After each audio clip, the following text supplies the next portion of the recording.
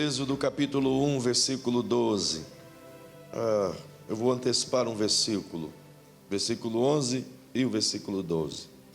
Diz assim: E os egípcios puseram sobre eles maiorais de tributos, para os afligirem com suas cargas. E edificaram a Faraó cidades de tesouros, Pitom e Ramsés. Mas quanto mais o afligiam, tanto mais se multiplicavam e tanto mais cresciam, de maneira que se enfadavam por causa dos filhos de Israel. E os egípcios, verso 13, faziam servir os filhos de Israel com dureza. Assim lhes fizeram amargar a vida com dura servidão, em barro e em tijolos, e com todo o trabalho no campo, com todo o seu serviço, em que os serviam com dureza. Amém.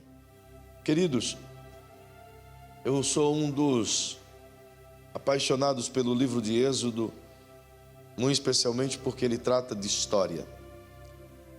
E raramente você vai encontrar pessoas que gostam de história que não se apaixona por livros como Gênesis e Êxodo. Muito especialmente porque esses dois livros eles se completam. Toda a conjuntura de Levítico, Números e Deuteronômio se dão em razão do livro de Êxodo. E o livro de Êxodo se dá em razão do livro de Gênesis. Portanto, os 5 primeiros livros, ou chamado Pentateuco, se completam.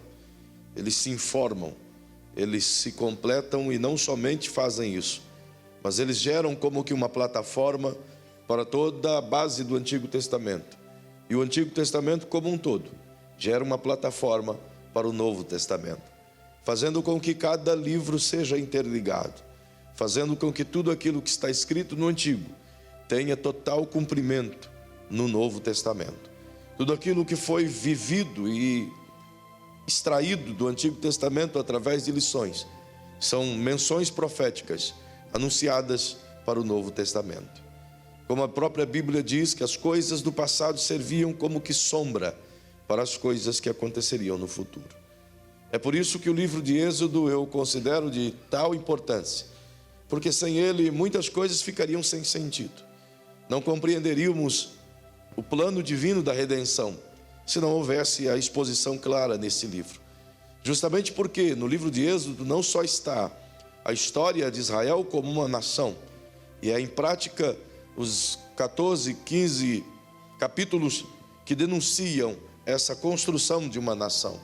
Mas nesse livro também se encontra o projeto da redenção, exalado no capítulo 10 em diante, quando trata das últimas pragas e muito especialmente a praga dos primogênitos, onde o Senhor pede a Moisés que diga que cada pai de família, cada homem possa pegar um cordeiro sem mancha e possa sacrificar esse cordeiro e colocar o sangue no umbral das portas, como que o pai sendo responsável pela proteção de sua casa, significando portanto a Páscoa do Senhor, ou Pessá, ou passagem, que é nada mais do que um apontamento do plano redentor do Cordeiro Pascual que tira o pecado do mundo.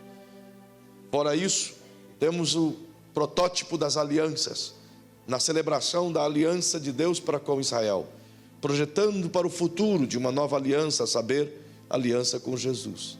Temos o deflagrar da lei, que deveria servir como um instrumento de obediência a Israel, e estes alcançarem em Deus a promessa de serem uma nação sacerdotal, que pudesse nas nações ser como um luzeiro, um instrumento de cura para todos os povos.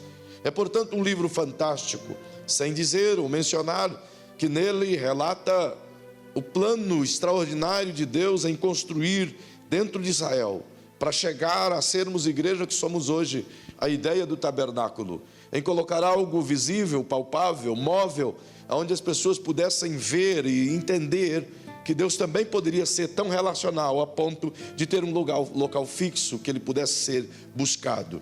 Isso foi conduzido até o templo em que Salomão foi erigido, e posteriormente destruído, e permitiu Deus que ele desaparecesse, para que chegasse no Novo Testamento e as pessoas tivessem a mesma ideia da consistência de um Deus vivo, de um Deus pujante, que é relacionável, que pode ser identificado, que pode ser percebido, que pode ser apalpado, porém, sendo que nós somos o templo da sua habitação. Logo, portanto, todo o Antigo Testamento serve de base para o apontamento vicário de Jesus e aquilo que somos hoje em Cristo. Logo, é um livro de tal importância histórico, mas também profético. E é interessante que, para compreendermos toda a história do Êxodo, é necessário lê-lo a partir do Gênesis. Se você ler apenas o Êxodo, vai lhe surgir muitas perguntas de o porquê, de onde veio, qual a razão disso tudo. Mas para fazer isso, é necessário compreendê-lo a partir do Gênesis. Justamente porque é no Gênesis que vem uma palavra profética de Deus, e que essa revelação profética, ela estabelece o futuro de Israel, e esse futuro é exalado aqui no livro de Êxodo. E você pode perceber isso justamente a partir da chamada de Abrão, obviamente, pois todos vós são conscientes disso, quando Deus o tira da terra de Ur dos Caldeus, na Mesopotâmia, para viajar e cruzar o rio Eufrates, e andar pelas terras da Síria, descendo pelas partes da Cananeia, dos Tiro e Sidom, e de toda a região dos amorreus, até costear ou margear o Egito, nas margens do rio Nilo. Perceba que Deus faz tudo isso, para que Abrão pudesse ser pai dessa terra toda e pudesse demarcá-la como que através de sua caminhada. E Deus diz a ele, logo no capítulo 12 de Gênesis, os versículos 1, 2 e 3, que era para ele sair da sua terra, do meio da sua parentela, da casa de seus pais, e ir para um lugar que Deus ainda iria lhe mostrar. E este seria pai de multidão. Deus lhe daria um filho herdeiro, e faria dele um homem próspero, abençoado entre as nações, e o seu nome seria conhecido entre todos, e certamente ele seria uma bênção para todos os povos. Pois Deus disse que nele seriam benditas todas as famílias da terra. E Abraão creu nessa palavra e saiu como que errante pelos caminhos do qual o Espírito Santo foi o guiando pelos desertos daquela região.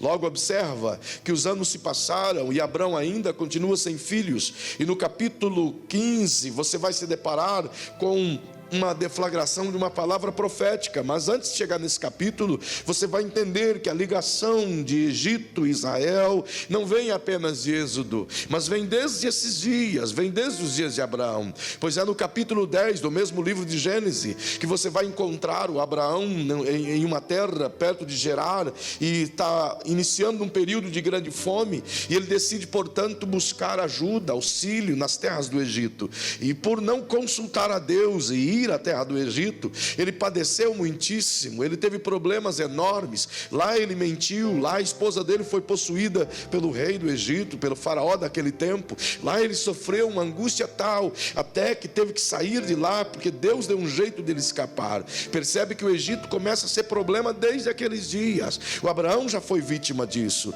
Porém, no capítulo 15, os versículos 12 e 13, você vai ver uma exposição profética de Deus dada a Abraão, quando este está celebrando ao Senhor um culto e oferece animais em sacrifício a Deus. E quando o dia está terminando, os animais estão ali ainda sobre o altar, e Deus não havia descido de maneira alguma para saciar-se daquele manjar, daquela oferta que Abraão lhe oferecera. Perceba que agora ele é tomado de um profundo sono, e a expressão profundo sono é como se ele caísse em êxtase, como se ele tivesse um impacto de uma visão. E é exatamente isso que acontece. Ele tem uma visão do futuro, e a Bíblia diz que ele fica assombrado, ele fica assustado, ele fica angustiado com aquilo que ele vê, e Deus retrata em palavras, verbaliza aquilo que ele vê. E Deus diz: a sua geração, ou os seus filhos e os filhos dos seus filhos, eles serão afligidos por 4 séculos, 4 gerações, ou 400 anos, até que se cumpra a medida dos amorreus, ou da injustiça dos amorreus. E quando Deus diz isso, ele diz que esse povo que iria afligir Israel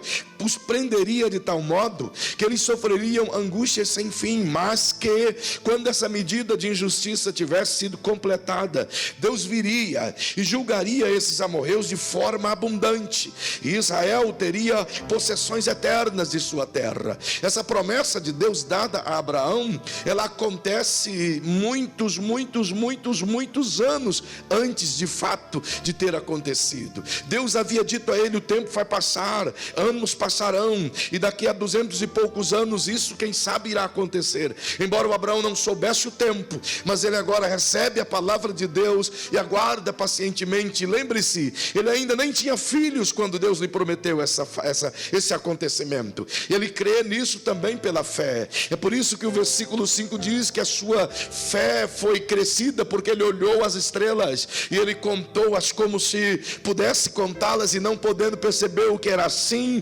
seria a sua descendência, como as estrelas que não se pode contar. Logo vem após Abraão, na mesma experiência, lá no capítulo 26 de Gênesis, você vai encontrar Isaac, a sua semente. Novamente a terra está em crise, o Abraão já morreu, a terra está com fome agora, e vem Isaac, tem a ideia de descer ao Egito, para tentar buscar alguma coisa. Só que Deus vem a ele e diz: olha, o seu pai já fez isso, não deu certo, não cometa o mesmo erro, não desça ao Egito, fica na terra que eu te mandei ficar. E ele habitou em Gerar, e Gerar era uma terra seca, é deserto até os dias de hoje, e diz a Bíblia que ele decidiu plantar em terra seca, em terra totalmente tomada de pedras e areia, que não chovia. Então ele acreditou naquela terra. Ninguém plantava ali, ninguém morava ali, e Deus disse: fica no lugar que eu te mostrei, mas aqui é Gerar, Senhor. Então Deus disse a ele: mora em Gerar. E ele morou na terra, plantou na terra, e a Bíblia diz que aquela terra que nada produzia antes, veio agora a produzir 100 por 1, e Deus multiplicou a vida de Isaac, e o abençoou muitíssimo, e ele se tornou poderoso, enriqueceu de tal maneira que até ameaçou outras nações, tal era a sua riqueza. Perceba que dessa forma ele é evitado de entrar no Egito, embora não hesitou em pecar na terra de Gerar por ocasião de Abimeleque. Logo perceba que a história vai acompanhando e vai crescendo e vai andando, e através de Isaac ele tem 2 filhos, Jacó e Esaú. Esses 2, você conhece a história, não posso entrar nesses meandros aqui. Entretanto, Deus escolhe Jacó por conta de seu coração, e Jacó fugiu à casa de Labão, a sua parentela, e lá ele consegue para si a sua esposa, a Raquel, de modo que ele frutifica, e ele tem filhos, e a Bíblia diz que Deus lhe dá 12 filhos, e esses 12 filhos seriam, portanto, a sua herança, seriam a geração que Deus havia prometido a Abraão, agora é dado por meio de Jacó.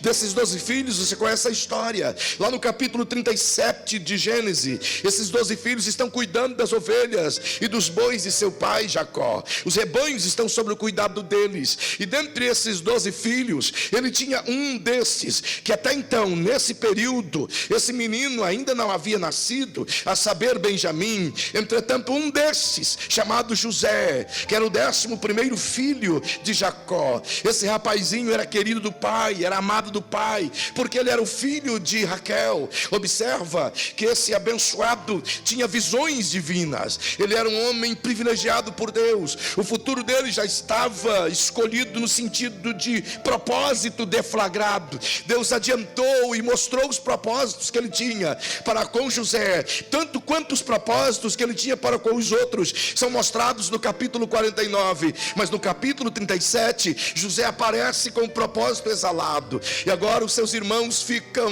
invejosos, se acumulam de inveja do seu irmão José, e tentam agora criar um meio para matá-lo, e quando vão matá-lo, tem uma crise de consciência, e decide que matar não é a solução. Então jogaram-no numa cisterna, e tiraram depois daquela cisterna e venderam para os ismaelitas, e quando este foi vendido para os ismaelitas, estes que eram comerciantes, levaram-no até o Egito, e colocaram diante do pregão, e ele foi comprado por um tal de Potifar, e foi ser escravo na casa de Potifar. Logo agora o José, que era um menino novo, criado nas barras da saia do pai, um homem fiel, um menino inteligente, mas fiel, delicado, que não estava habituado às dores do campo, ele agora é submetido a ser vendido, desprezado, se tornou como que escravizado, e de escravizado humilhado, de humilhado caluniado, de caluniado foi preso, se tornou um presidiário, e lá na prisão ele foi esquecido, foi maltratado, foi abandonado, abandonado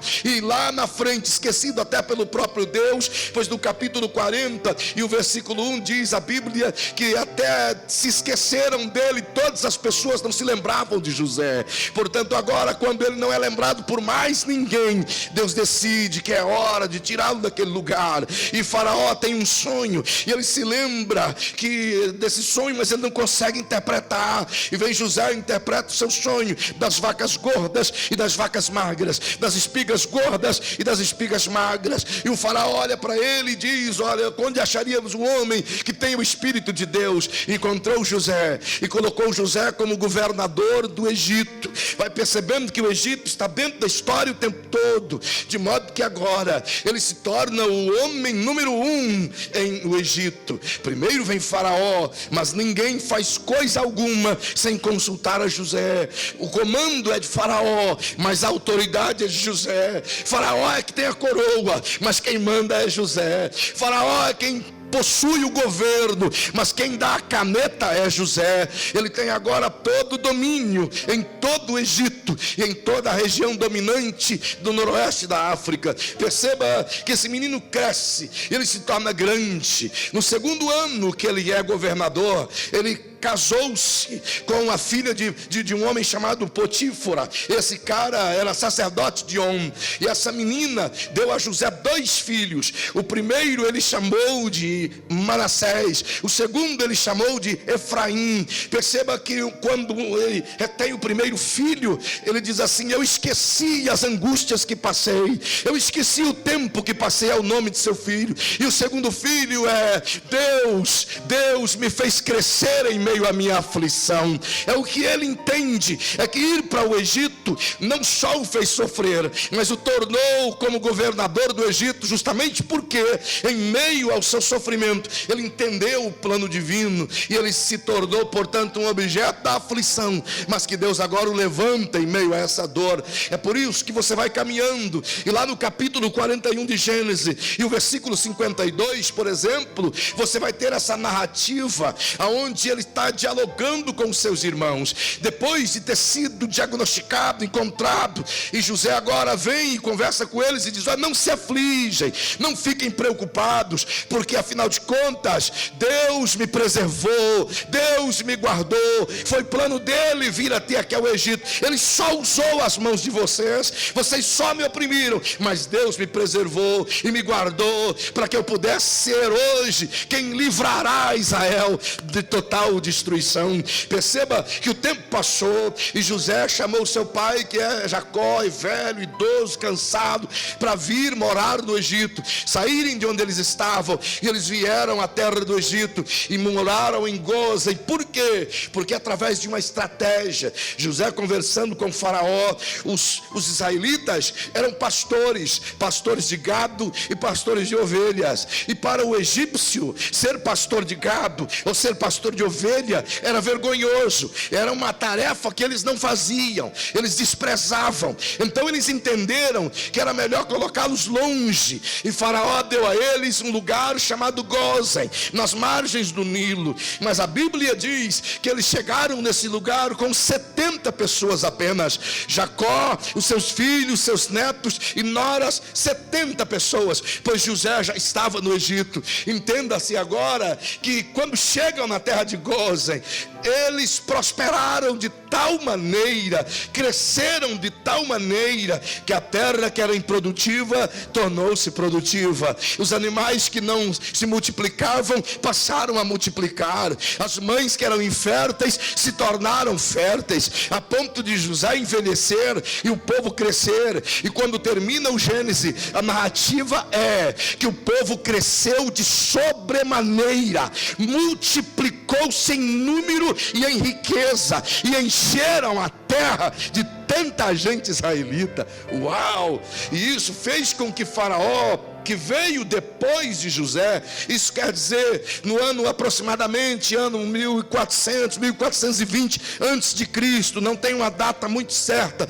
era um período em que uma certa classe de pessoas que eram chamadas de Ixos. Eles é que governavam o Egito, é que eram os faraós do Egito. Mas depois dos Ixos, as famílias originárias do Egito, os herdeiros de Faraó que eram nascidos ali, é que passaram a governar, portanto, restabelecendo dinastias da própria terra. E estes não quiseram mais ter estrangeiros em suas terras, então decidiram que era hora de oprimir Israel, porque tiveram a ideia: essa gente é muito grande, essa gente é muito próspera, essa gente pode nos prejudicar. E a Bíblia ensina que eles estavam movidos de inveja. Era justamente isso, movidos de inveja, tentaram arquitetar coisas contra os israelitas. Perceba que esse negócio de inveja em Egito não é uma coisa de agora, de Êxodo. Ora, o próprio Faraó teve inveja de Abraão, porque a sua coroa era uma coroa bonita demais, e de longe ele olhou para Sara e viu que ela era formosa à vista, e diga-se de passagem que ela era uma coroinha de 75 anos, e ele pensou: isso dá um caldo inteiro. Então quis ela para ele. Inveja. Da mesma sorte nos dias de Isaac, na mesma sorte nos dias de José, e agora da mesma sorte nos dias de Moisés. Parece que o câncer da inveja nascera no Egito, e eles estão agora observando que os filhos de Israel, embora não tenham as condições propícias, mas crescem. Embora tudo seja protagonizado para dar errado, eles prosperam. E o que acontece? E deixa o povo perturbado. De tal modo eles crescem, que um certo rei se levanta, um certo faraó se levanta. Não significa que é dos dias conterrâneos de José, mas posterior a José, talvez um ou dois faraós depois dos dias de José. Esse cara entende que é hora de suprimir, de eliminar, de abafar Israel. E ele decide, portanto, que tem que colocá-los como escravos.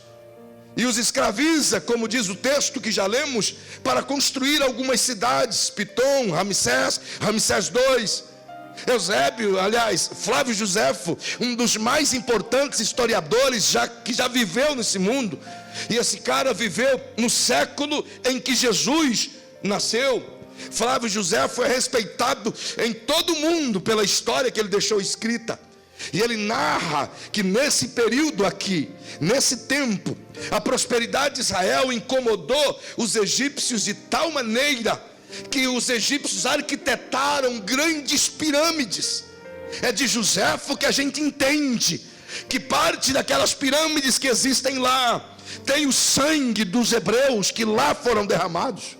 Perceba que eles arderam debaixo do sol da África para construírem cidades, construírem pirâmides, construírem rios e lagos, dos quais servia de bênção e lugares de conforto para os próprios faraós. Essa gente submetida ao trabalho árduo tem agora cada vez mais motivos para se acabrunhar, para chorar, para lamentar. Mas ao contrário, quanto mais oprimido, diz a Bíblia, quanto mais apertado, quanto mais afligido, mais eles multiplicavam e mais eles cresciam. A expressão aqui multiplicar é justamente a questão de quantidade, de mulheres serem fecundas e homens serem fecundos. Dá para imaginar que vinha de dúzia, era tipo assim, de gêmeos, trigêmeos, quadrigêmeos, porque pelo tempo, irmão, pelo tempo que você observa, 70 almas para atingir 6 milhões, tinha que vir de penca. E era isso mesmo, se multiplicava, era uma coisa incrível, mais ou menos igual a água das Boas Novas, um negócio assim, sabe, extraordinário. Percebe que à medida em que eles se multiplicavam, a Bíblia diz que eles cresciam. E a palavra cresciam tem vários significados. Tem o significado de fortalecimento, tem o significado de serem prósperos. Isso é um fato que a Bíblia afirma, que tudo que eles colocavam à mão, Deus abençoava. E tem o fato de que eles se expandiam em graça diante das nações que lá viviam. Observe que essa atitude egípcia foi como que um mecanismo utilizado até pelo próprio Deus. E no texto que nós lemos, a Bíblia diz de maneira clara em que eles eram afligidos angustiosamente, sofriam aflições sem fim.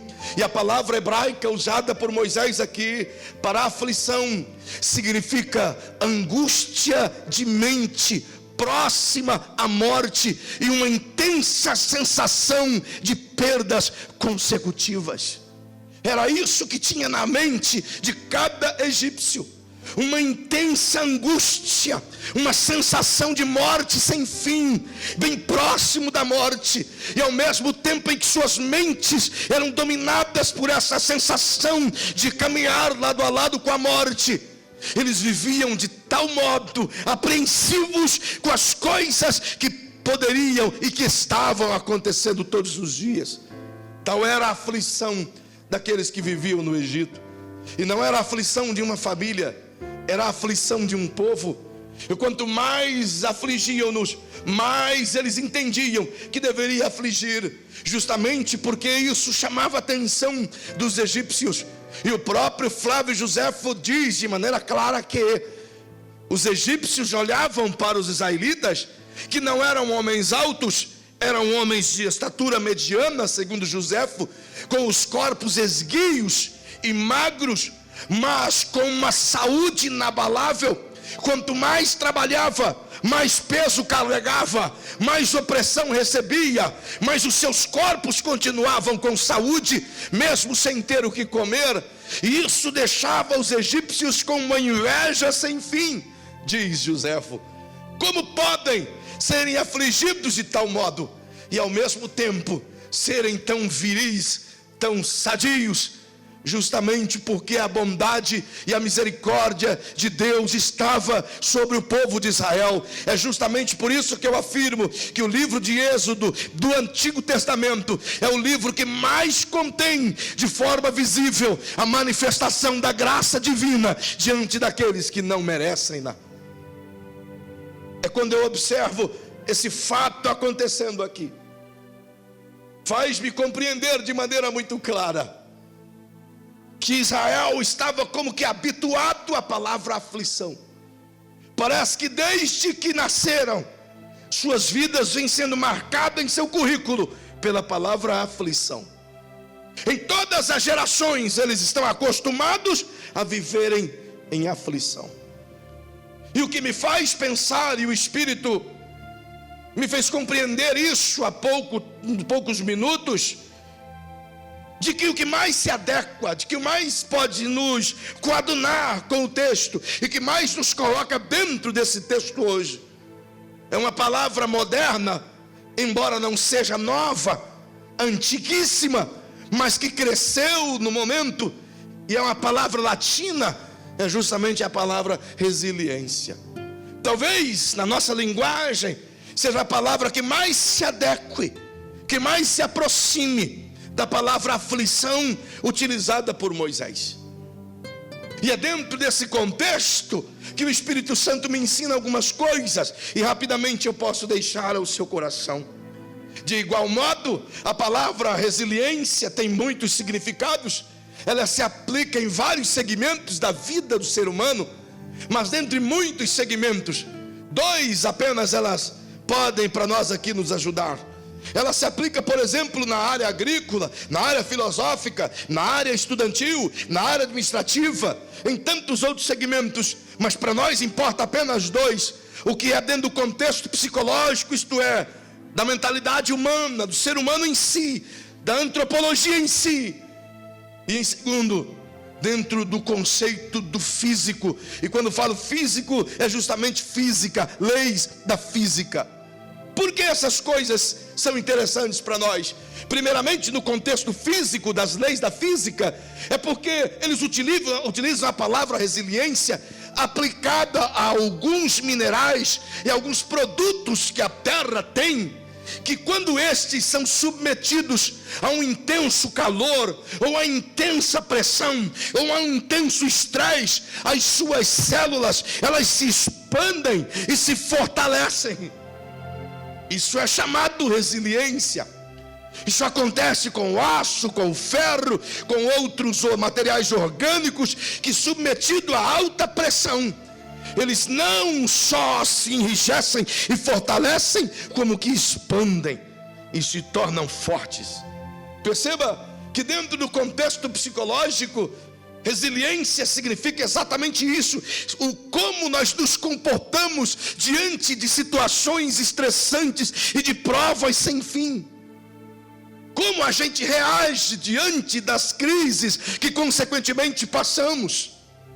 Em nossa linguagem comum, como reagimos diante das aflições. Seria exatamente isso que se aplica à palavra resiliência. Então, se pudéssemos talvez modernizar esse texto, poderia dizer que quanto mais afligidos, mais resilientes eles se tornavam, mais fortes eles se tornavam, mais aptos ao crescimento eles se tornavam. Observe que isso para nós tem grande importância. E eu vou pedir para que você se comunique com quem está pertinho de você e diga: nunca houve um tempo em que precisássemos estarmos cada dia mais prontos, resilientes, para vivermos esse tempo de crise. Parece que estamos submetidos a aflições diárias e cada vez mais fortes. Dá a impressão que você vence hoje, por exemplo, dia 1º de setembro, que você enfrenta uma situação desconcertante, que te amargura, que te deixa angustiado, que te aflige, que te machuca, mas que você venceu-na, ou pelo menos triunfou momentaneamente, te deixou em tempo de paz. E quando tem a sensação de que venceu isso no dia 1º de setembro, quando o dia 2 chega, parece que tal coisa adicionou sobre si alguns elementos e se tornou mais forte. Parece aqueles Transformers que pega várias coisas e se torna maior. E dá a impressão que vencer é problema, porque quanto mais vence, outra luta maior chega. Dá a impressão que perder seria interessante, porque se perdêssemos, talvez o gigante de amanhã fique com misericórdia e não venha atacar. É um tempo onde, se a gente fosse aqui fazer uma roda de autoajuda e comentar as nossas lutas, eu tenho convicção que passaria dias e semanas e faltaria lenços. Feliz quem vendesse lenço para enxugar as lágrimas dos que iriam chorar. Alguns afirmativamente brincam e dizem que suas histórias são tão lamuriantes que quando encontram um índio puxando uma carroça, conta a história para o índio, o próprio burro da carroça chora. Tal é a angústia. Então esse é um tempo onde a aplicação dessa palavra moderna, resiliente, é a que mais nos adequa. Isso me leva a observar algo extremamente importante aqui. O texto diz de maneira clara que quanto mais eles eram afligidos, mais cresciam. Quanto mais apertados, mais cresciam. Quanto mais sob pressão, mais cresciam. Quanto mais angustiados, mais cresciam. Quanto mais cheios de dor, mais cresciam. Então, por bondade, estende essa tua mão bem profética sobre o ombro de quem está pertinho de você e coloca peso sobre o ombro dessa pessoa. Se puder, aperte e diga para essa pessoa: tal qual Israel, devemos ser nós. Quanto mais afligido, quanto mais apertado, quanto mais angustiado, mais você vai crescer, mais você vai aumentar. Sabe por quê? Isso aqui eu queria que vocês entendessem.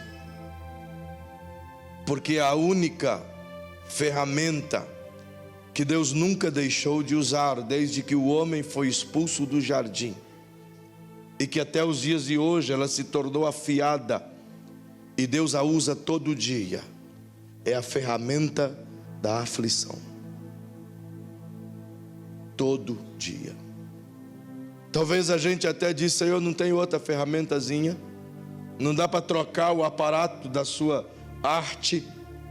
E Deus diz: cada vez o meu formão chamado aflição se torna melhor. E Ele é tão hábil, artesão, que quanto mais Ele escava as nossas raízes, mais Ele consegue encontrar as nossas veias. E a palavra aflição é para Ele como que um instrumento inevitável para o crescimento diário de cada um de nós. Você não vai encontrar nenhum dos homens bíblicos ou mulheres bíblicas ou qualquer homens extra-bíblicos, mas que exerceram a fé em Deus, que tiveram uma vida de crescimento sem antes ter uma vida de aflição. Todo e qualquer cristão que tem vida com Deus é capaz de abrir a boca e constar as inúmeras vezes que a sua vida está em aflição. Significa, portanto, que essa ferramenta é indispensável. E é justamente a única coisa que a gente não queria que acontecesse na nossa vida. Não tem um só cristão aqui que diz: eu amo ser afligido. Eu gosto de estar debaixo do peso da aflição. Eu gosto quando o chicote divino trabalha sobre as minhas costas largas. Não tem ninguém aqui que diga isso. Mas todos nós, com certeza, inunda os ouvidos de Deus com os nossos clamores, dizendo: livra-nos de tais aflição. E não somente nós, Israel fazia isso constantemente. Essa ferramenta foi usada por Deus desde os primeiros dias da fé cristã. Eu poderia começar desde os dias de Abel, mas poderíamos caminhar até Enoque, chegar até Noé, chegar até Abraão, de Abraão até Isaac, de Isaac até José, de José até Jacó, e de Jacó até Moisés, e de Moisés até Josué, de Josué a Zorobabel, e de Zorobabel a Samuel, e a Sansão, e a Gideão, e a Baraque, e a Débora, e a Davi, e a Jeremias, e a Isaías, e a Neemias, a Esdras, a Obadias. Oh, nós poderíamos passar horas aqui tentando te mostrar o exemplo de homens e mulheres que viveram debaixo de aflição. E de igual modo chegaríamos em Jesus e mostraríamos a você no livro de Hebreus, no capítulo 2, no capítulo 4, no capítulo 6 e no capítulo 10, o próprio Jesus sendo submetido à ferramenta da aflição.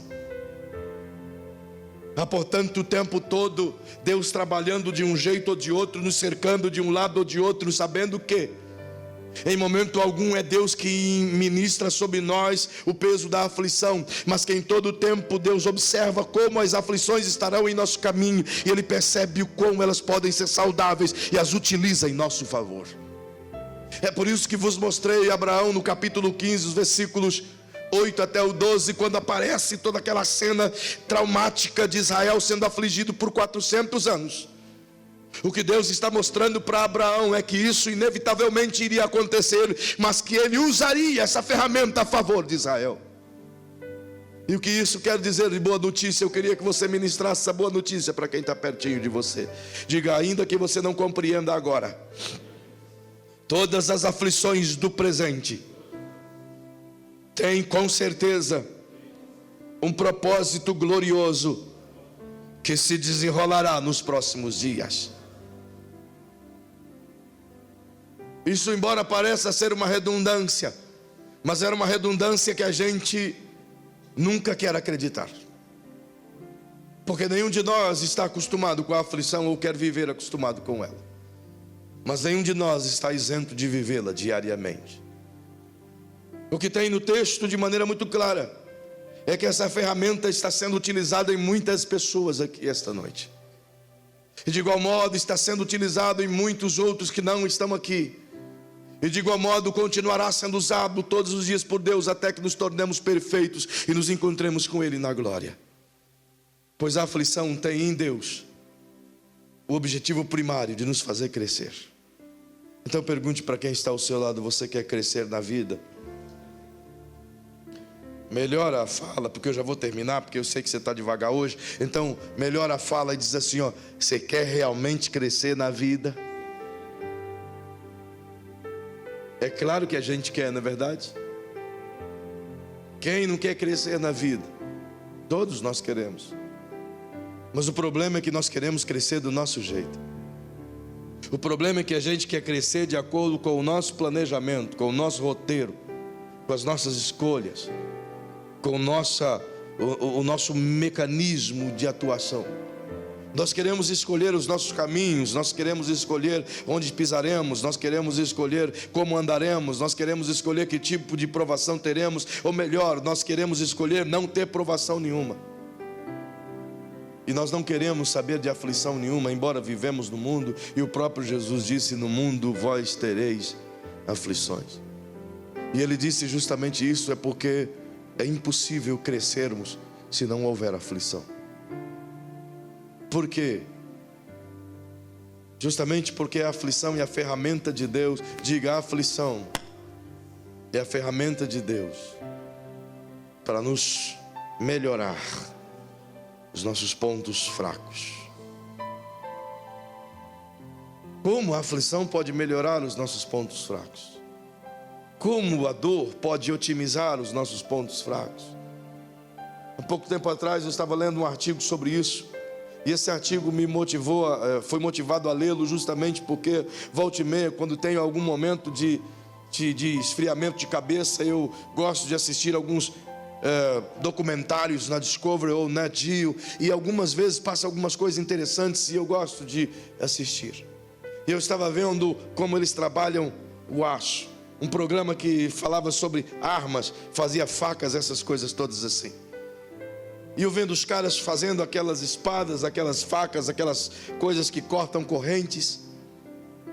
E em um desses programas, ele fez uma espada enorme, e quando foi cortar um negócio lá que não era tão duro assim, a espada quebrou-se ao meio. E foi justamente proposital, porque eles queriam mostrar como que se faz uma espada de grande durabilidade, que ela esteja pronta para aguentar o embate em grandes conflitos.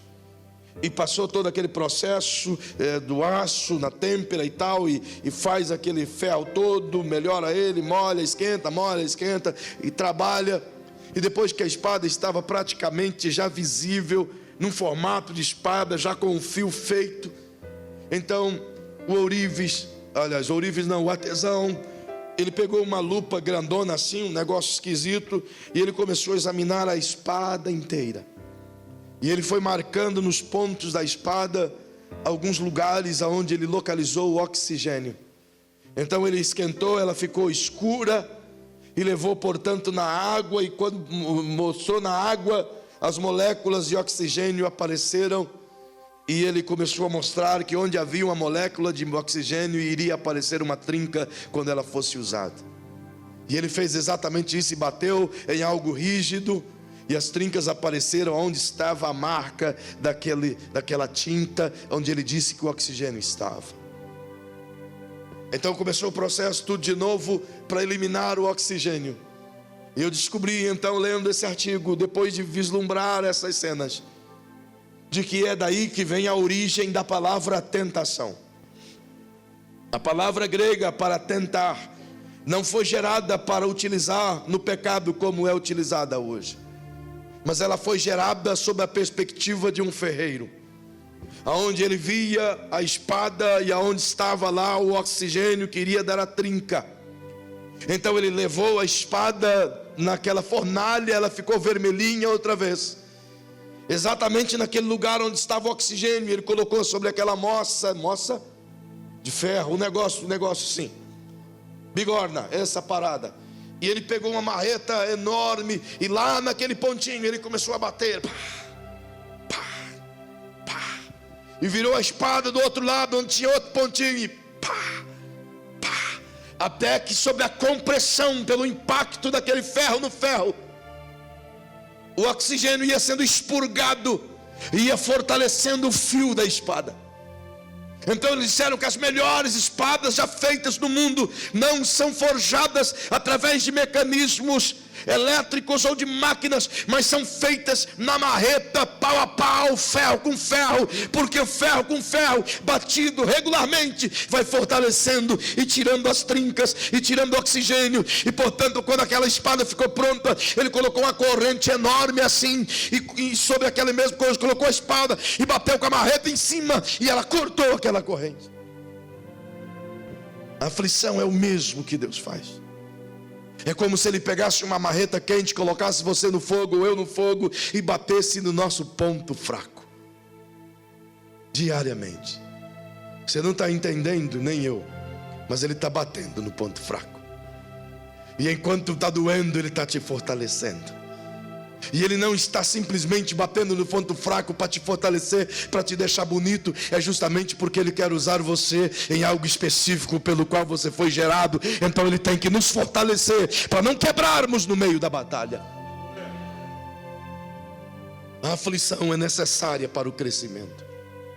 Além de ela nos eliminar o ponto fraco, ela nos purifica de todas as impurezas no meio do processo. Ela nos alinha, ela nos condiciona, ela nos aponta como e de qual modo devemos nos colocar para o serviço. E diante disso, eu te deixo 3 conselhos muito básicos. O primeiro, eu queria que você dissesse para quem está pertinho de você: diga, pare de procurar culpados em meio à sua aflição. Você não vai encontrar aqui em momento algum Israel dizendo: Senhor, estamos sendo aqui, está vendo, os egípcios são os culpados, ou Jacó é o culpado, ou José é o culpado, ou o André é o culpado, ou o Tião é o culpado. Você não vai ver em momento algum, porque todas as vezes que a gente passa o tempo procurando o culpado para a nossa aflição, nós roubamos o foco do que realmente precisamos agir, do que é o aprendizado, do que estamos extraindo no meio da aflição. Todas as vezes que eu passo o tempo todo tentando analisar, caramba, quem é o culpado de eu estar sofrendo assim? Eu deveria estar fazendo ao contrário, estar me perguntando o que eu posso aprender com essa dor que eu estou enfrentando agora. O que eu posso fazer para não errar de novo, para não pisar de novo na mesma armadilha, para não cair no mesmo buraco, para não sentir as mesmas dores. O que eu posso extrair dessa dor agora? O que Deus quer me ensinar? O que Deus quer me apontar? O que eu devo fazer? Qual é a tua direção? O que Ele está trabalhando em mim? Mas a gente passa a maior parte do tempo tentando encontrar quem foi que atirou a pedra na sua cabeça. Se Jesus passasse o tempo todo angustiado e perguntando quem é o culpado de eu morrer na cruz, Ele não teria tempo de nos salvar. Pare de ficar buscando culpados para as suas dores ou para as nossas dores. As nossas dores são provocadas por terceiros, ou por nós, ou por terceiros.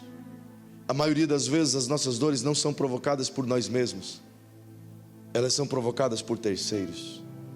Então gastamos a maior parte do nosso tempo tentando dar um jeito de punir o terceiro. E a palavra de Deus sempre vem ao nosso encontro dizendo: não faça coisa alguma, minha é a retribuição, diz o Senhor.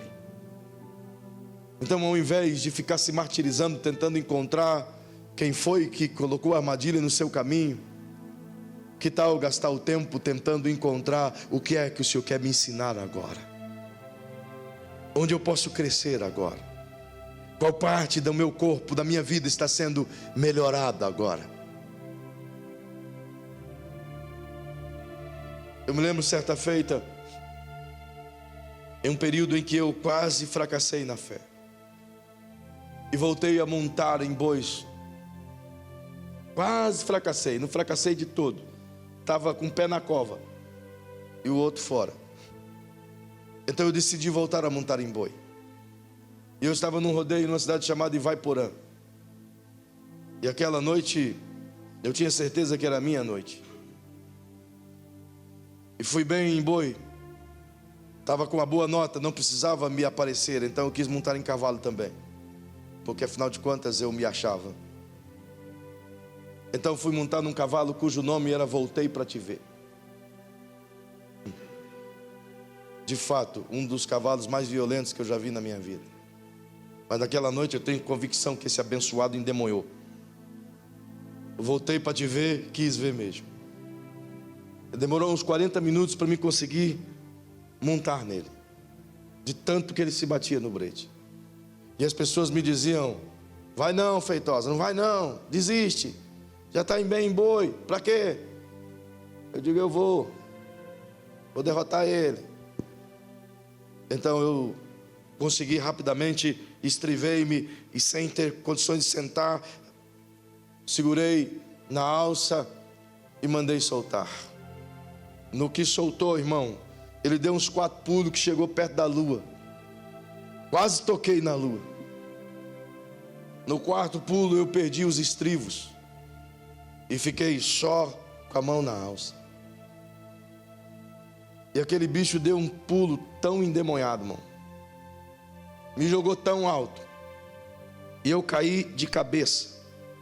Mas antes de cair, de bater isso aqui no chão, o coice dele acertou minha nuca. Aquela noite era a minha morte. Eu caí desmaiado. Minha boca cortou tudo. E dali eu fiquei 4 dias sem saber quem eu era.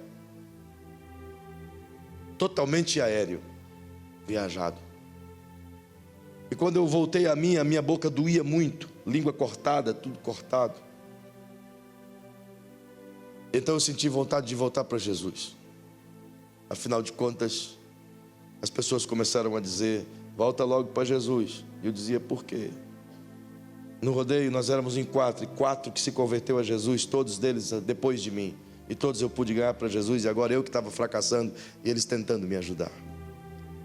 Então eles me animaram, porque disseram: olha, o negão de Vaiporã fez respiração boca a boca. Se eu fosse você, eu voltava para Jesus. Ele está atrás de você aí. Então eu quis voltar para Jesus ligeiro. Mas quando eu estava naquele processo, tentando entender, eu perdi tudo aquela noite.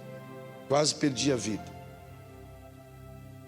Totalmente sem saber o que eu fiz. E eu não conseguia falar, nem orar. Tudo cheio de ponto. Então eu me lembro dentro de mim que veio uma sensação de mudança dentro do meu interior, mas mudança no que eu falava. Porque eu era crente, mas a minha linguagem não era de crente. Eu era um crente, mas eu só falava palavrão. Eu xingava, eu falava maldição o tempo todo. Eu não sei te dizer porquê, mas todas as vezes que a minha língua doía, era como se na minha mente dissesse: nunca mais fale palavrão. Outras coisas podem ter tido propósito, mas para mim o maior propósito de Vaiporã foi limpar a minha boca. Talvez a gente não entende as aflições do presente. Talvez a gente não entende porque as coisas não estão dando certas agora. Então o correto é tirar o foco de tentar compreender, tentar raciocinar para entender, e colocar o foco em Deus e dizer: cumpre em mim o teu propósito. Pode fazer o que o Senhor começou a fazer.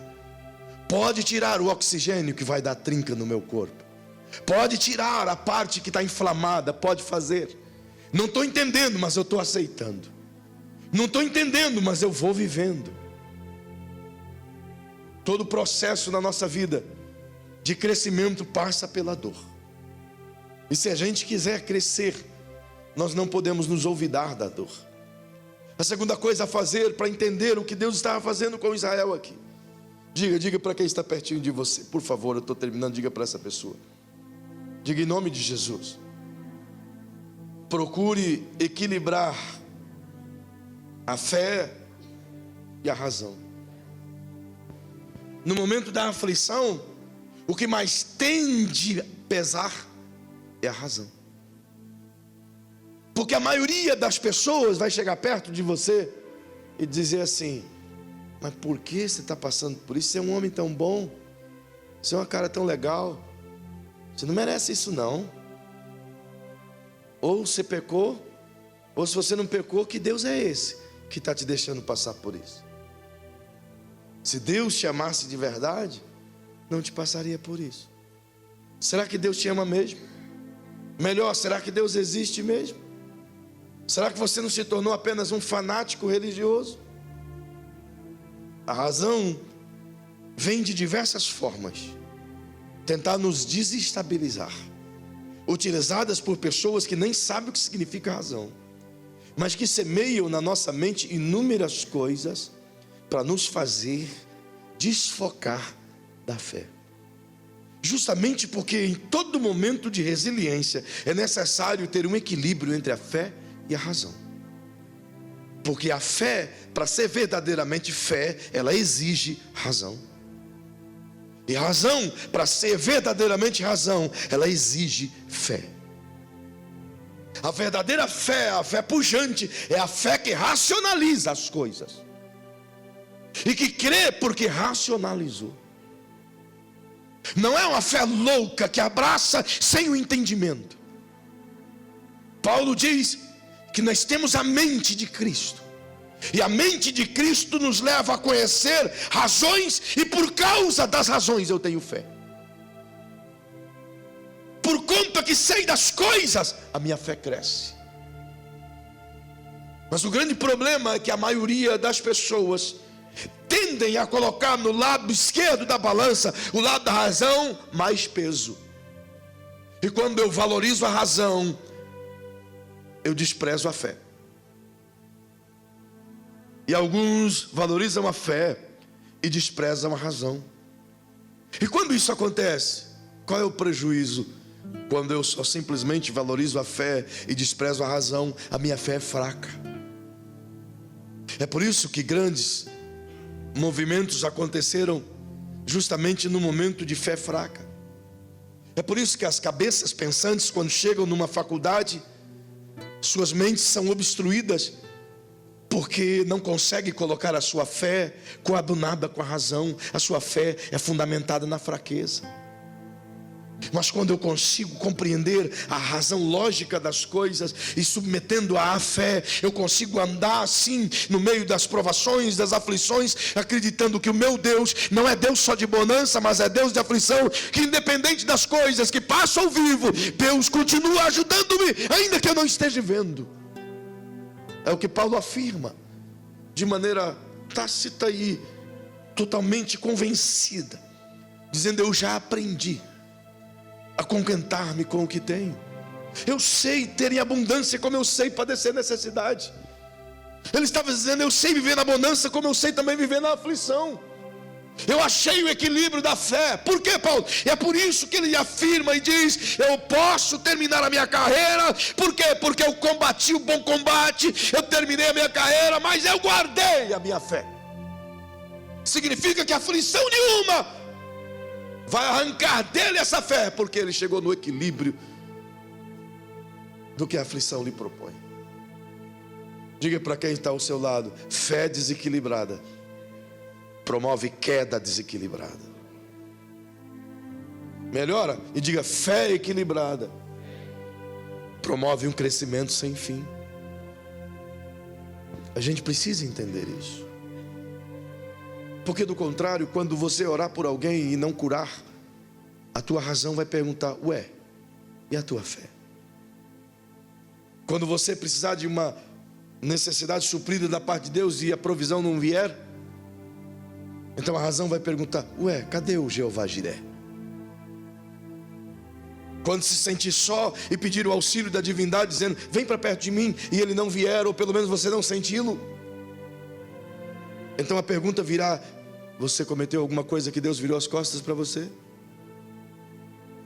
Você encontra esse diálogo entre fé e razão em todo o livro de Jó. Eu não tenho tempo algum aqui para tentar te levar a isso, mas em todo o livro de Jó, 4 amigos colocam sobre a balança da vida de Jó pesos no lado da razão, tentando confrontá-lo, tentando levá-lo ao precipício de sua própria mentalidade.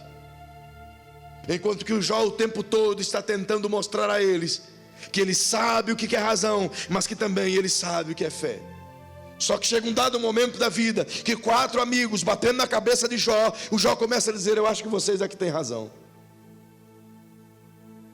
Então no capítulo 37 o diálogo muda, porque agora vem a conversa entre Jó e Deus.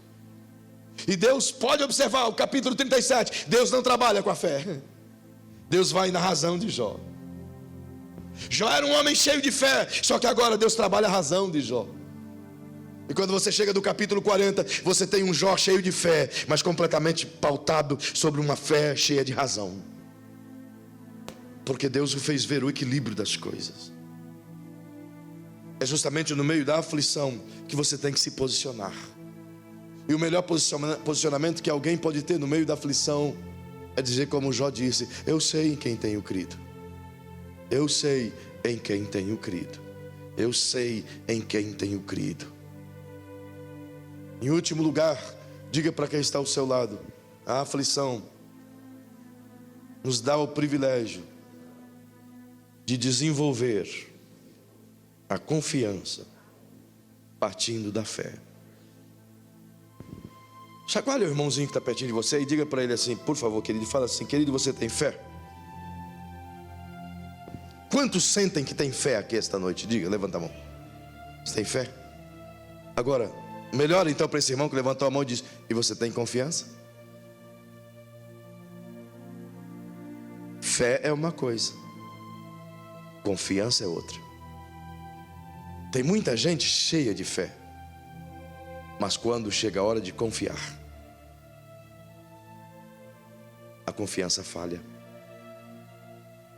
Eu posso ter fé para olhar para uma montanha e dizer: montanha, aparta-te daqui e lança-te no mar. Mas eu posso não ter confiança de acreditar que Deus é capaz de prover o peixe do dia de amanhã. Eu posso ter a fé pujante de olhar para um paralítico e dizer: levanta e anda. Mas ao mesmo tempo, eu posso não ter a confiança de esperar ele andar. Eu já contei isso a vocês aqui. Primeiro embate entre fé e confiança que tive já faz 20 anos. Quando eu orei para aquele camarada que estava com um câncer aqui na garganta, irmão Redimídio. E orando por ele, acreditando, e disse: você vai estar curado às 4:30 da tarde. Isso era às 4 horas. Cheio de fé. Eu estava com a fé possível assim, do tamanho do palazão, de agarrar assim. E disse: você vai ser curado às 4:30 da tarde. Uau, eu sabia que ia acontecer. Então estendi a mão e disse: Deus te abençoe. Fui. Partiu. Porque dentro de mim eu não tinha confiança de esperar, porque vai que não ia acontecer. Dentro de mim, quando eu terminei de falar, eu comecei a perguntar para mim mesmo: o que é que eu falei? E agora? Saída pela direita. Eu acreditava que o único jeito de escapar da enrascada que coloquei-me era sair. Se fosse curado, beleza. Se não fosse, já tinha ido embora mesmo. Ele não era crente mesmo. Mas o seu Redimídio disse: não, vou fazer um café. Senta aí. Eu disse: não, eu tenho compromisso. Não, senta aí. À medida que ele ia dizendo: senta aí, daqui a pouco vai ser 4:30. Aquilo foi me apertando, irmão. E aquilo foi me... Sabe, a minha fé agora já deu lugar ao pavor. Eu já não tinha nem confiança mais. E o único fio de fé que eu tinha, eu escondi. E o relógio já não passava mais. A cada 1 minuto virava 10. Ele fez café, tomamos café, tomei mais café, tomei café de novo, tomei outro café. Até que 4:30 deu. Eu quase fui curado, irmão, de tanta ansiedade que gerei. Então eu aprendi radicalmente que não basta eu ter fé, mas eu tenho que confiar que vai acontecer. Ele foi curado às 4:30 em ponto. Batizei ele nas águas. Ele já dorme no Senhor há mais de 18 anos. Contudo, hoje quando eu afirmo alguma coisa na fé, a primeira coisa que eu exercito é a confiança naquilo que afirmei. Eu tento exercer a confiança antes de exercer a fé. Eu preciso confiar que Deus é capaz de fazer. Se eu disser para você: amanhã o seu dia vai ser próspero, você crê? Mas você vai esperar essa prosperidade chegar? Você vai amanhecer o dia e vai olhar para o teu saldo bancário e dizer: o pastor disse que vai vir uma bênção, vai me abençoar, e você consegue confiar? Volta e meia Deus me desafia nisso, porque a confiança é a aplicação mais importante que você tem que sair daqui esta noite. E eu vou te convidar a orar. Volta e meia Deus me desafia a isso. Volta e meia Ele me coloca nessas provações, como diz, confia. Confia. Do mesmo jeito que você sair daqui e arriscar a sua vida em determinados lugares, sem saber para onde vai, ou sem saber como vai sair de tal lugar. Do mesmo jeito que você colocar prato na mesa e dizer, vamos almoçar daqui a pouquinho, mas sem ter um caroço de arroz na lata. Do mesmo jeito que você acreditar que Deus é capaz, sim, de abrir uma porta para que você passe por ela e o nome dele seja glorificado, sim. É necessário fazer isso. Como nessa ocasião em que fomos comprar o carro para Mamadou. Precisava enviar 45 mil reais. E naturalmente que não tinha. Nós vendemos a van e metade da van era para Burkina. Mas metade da van era 26 mil reais. Então faltava 14 mil reais. Então o que eu fiz? Eu precisava mandar. Eu falei para Mandu, amanhã você pode esperar que o dinheiro vai estar aí, pode ir lá no banco. Ele viajou 500 quilômetros para ir lá sacar. Loucura, não é? E tinha 26. Então eu depositei 26. E diz, vai lá amanhã, que vai estar o restante lá. É muita loucura. Então o que eu fiz? Falei, Senhor, e agora? Eu creio na tua provisão. Eu tenho orado, tenho falado com pessoas em várias partes do Brasil. Alguém pode ser tocado por ti agora. Então o Senhor me disse, vai lá no banco. Isso já aconteceu muitas vezes, irmão. E eu fui no banco. E chegou um dado momento que eu sentei lá na agência, no Bradesco, na 54,6, tem umas poltronas agradáveis. Eu sentei lá e falei, daqui eu não vou sair. Porque só ir, voltar, já vou ficar aqui esperando. E eu cheguei lá, era 10 e pouco da manhã, e saí de lá às 3 da tarde. Esperando. 3 da tarde. Tem um irmão lá que é da igreja do Marcos Coca, que é o gerente da minha conta. Às 3 da tarde ele disse, pastor, na conta da AMA, chegou um depósito de 15 mil aqui. Foi o tempo suficiente para Mamadou chegar no banco e sacar. Eu não sei como te explicar. Eu só sei dizer para você que Deus tem as fontes de conexão dele. Ele tem as conexões dele em todos os lugares do mundo. Então se eu e você confiar nele, ele move uma conexão aqui para ajudar outro ali, para tocar em outro lá, para abençoar outro lá. Deus trabalha com conexões o tempo todo, e as conexões são movimentadas por vínculos de confiança. É por isso que você vê ela sofrendo um acidente e o João tinha que estar passando na estrada no mesmo horário. É uma conexão. Ele é veterinário, ele não é médico, mas Deus sabe que veterinário também sabe fazer curativo. É uma conexão. Você pode estar andando numa rua e outra alguém está esperando uma palavra, e você precisa estar pronto a essa conexão da confiança, e você pode ser usado por ele. É no meio da aflição que a gente aprende a confiar em Deus em todo e em qualquer momento. Talvez a gente queira aprender a confiar em Deus só para aprovação, ou para provisão, ou para uma cura. Mas eu quero desafiar a você a entender que Deus está nos trabalhando, nos moldando, para que a gente aprenda a confiar nele em toda e qualquer circunstância. Toda e qualquer circunstância. Toda e qualquer circunstância. Pedro era um homem cheio de fé, concorda? E ele disse, Senhor, se és tu, manda-me ter contigo. E Jesus disse, venha. Pedro exerceu o quê? Pedro exerceu o quê? Pedro exerceu o quê? Outra vez, Pedro exerceu o quê? Quando Pedro pergunta, és tu? E Jesus diz, sim, eu sou. Fé. Mas agora, quando ele diz, manda eu ir ter contigo, e Jesus diz, venha. confiança. Ele está confiando no que Jesus disse.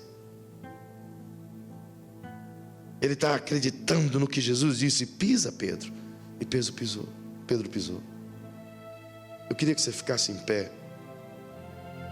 E eu queria que você ministrasse sobre você mesmo hoje. O que está faltando mais aqui hoje em você e em mim? Fé ou confiança? Talvez você chegou aqui cheio de fé, mas eu quero convidar você a sair daqui cheio de confiança. Então, se você puder falar com alguém, fale com esse alguém assim. Diga: hoje é o desafio para que a gente aprenda a confiar plenamente em Deus. Confiar. Uma pessoa que confia plenamente em Deus,